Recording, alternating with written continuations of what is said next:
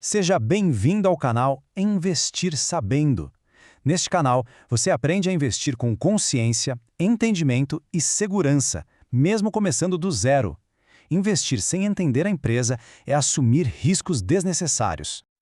Então, bora lá. O nosso roteiro para entender a Kepler de cabo a rabo vai ser o seguinte. A gente vai passar pela história de quase um século da empresa, vamos entender direitinho como ela ganha dinheiro, olhar os números principais, claro, as vantagens e os diferenciais dela, os riscos que todo negócio tem e, para fechar, o que o futuro pode reservar para Kepler Weber.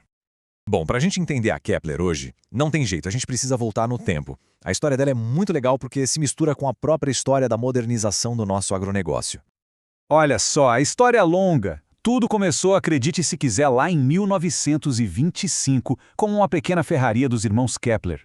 O tempo foi passando, a empresa crescendo, e em 75 ela deu um salto gigantesco com a fábrica de Panambi. Depois, em 96, começou um novo ciclo, com a entrada de fundos de investimento. Em 2004, mais um passo importante, a unidade de Campo Grande, que simplesmente dobrou a capacidade da empresa. E mais recentemente, em 2015, a Kepler se reinventou de novo, adotando a filosofia Lean para ser o mais eficiente possível. E essa foto aqui, ela ajuda a gente a ter uma noção da escala da companhia, né? Essa é a fábrica de Campo Grande. É um verdadeiro pilar que não só sustenta a produção, mas mostra a ambição da Kepler de continuar sendo gigante no setor. Beleza, já entendemos a história. Mas e na prática? Como é que a Kepler ganha dinheiro? Quais são os produtos? E, mais importante, quem compra esses produtos? Vamos ver isso agora. Olha que interessante esse gráfico de pizza. Ele mostra como a receita é bem diversificada. Veja só, a venda está bem dividida. Um terço vem direto das fazendas e outro terço das agroindústrias. Mas o ponto que eu quero chamar a atenção é aquele ali, de reposição e serviços. Esses 18% são super importantes porque trazem uma receita mais constante, mais previsível para o negócio, sabe? Então, o filé mignon do negócio, o carro-chefe, são as soluções completas de pós-colheita.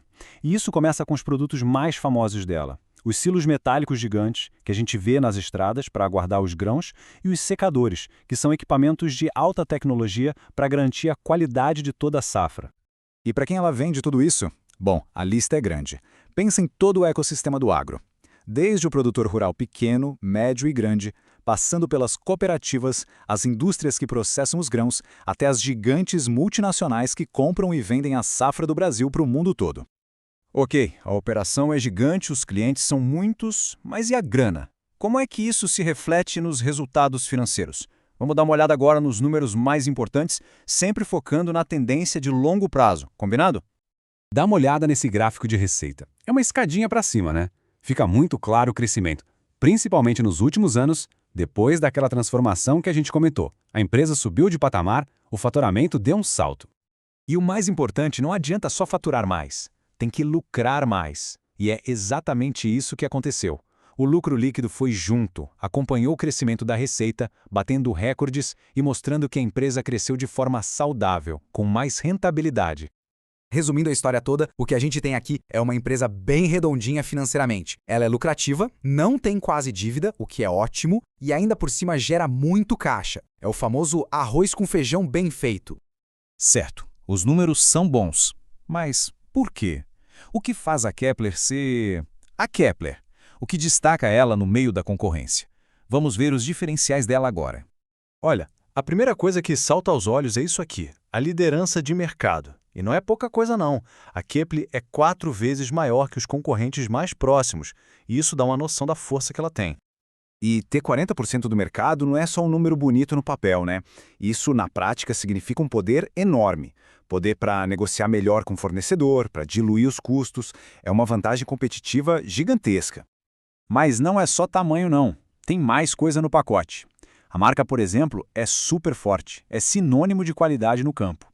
A eficiência que eles buscaram com o Lean virou parte da cultura. E lembra daquela receita de serviços?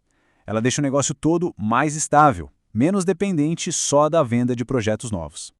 Opa, só uma pausinha rápida. Se esse conteúdo está sendo útil, se está clareando as ideias, já sabe, né? Segue o canal e deixa aquela curtida para fortalecer o nosso projeto de levar a educação financeira para mais gente.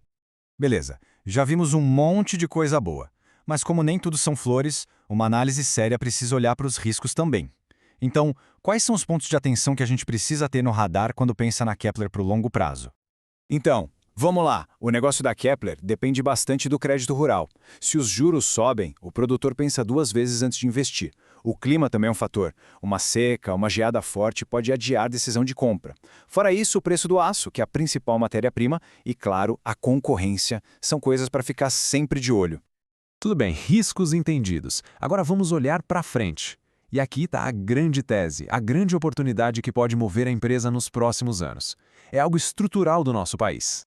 E essa imagem aqui, ela resume tudo. O Brasil é uma potência que produz grãos, mas não tem onde guardar. Esse mapa mostra o tamanho do buraco, a falta de armazéns em cada região. A gente está falando de um déficit de mais de 120 milhões de toneladas. É muita coisa.